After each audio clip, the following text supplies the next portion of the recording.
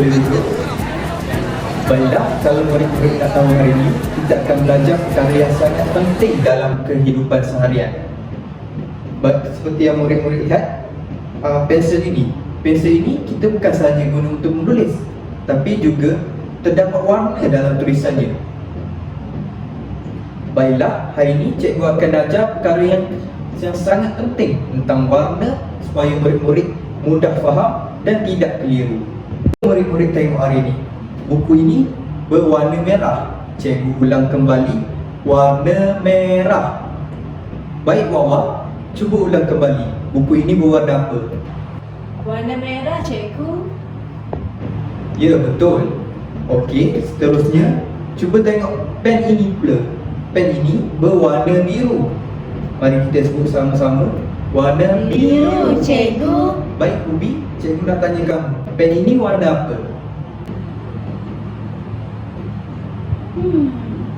Saya rasa saya tak tahulah, cikgu. Baiklah, tak apa Ubi. Hari ini cikgu akan ajar kamu semua mengenal warna. Baiklah, cuba murid-murid tengok pen ini. Pen ini warnanya gelap, seakan-akan warna langit. Warna langit pula berwarna biru. Jadi pen ini warna biru. Baiklah, mari kita sebut sama-sama. Biru, cikgu.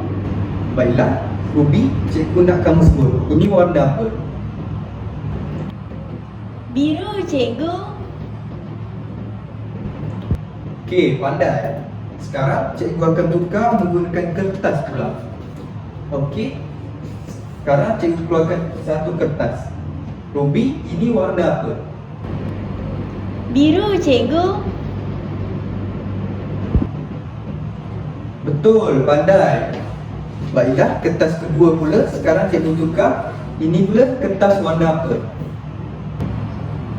Yang ni saya tahu. Merah, cikgu. Okey, tepat. Okey, sekarang cikgu nak tanya dengan cepat. Ini warna apa? Biru, cikgu. Ini pula?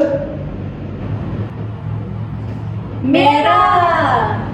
Pandai. Nampaknya hari ini murid-murid telah belajar mengenal dua warna. Oleh itu, saya harap murid-murid akan ingat dan tidak keliru. Okey semua, terima kasih murid-murid.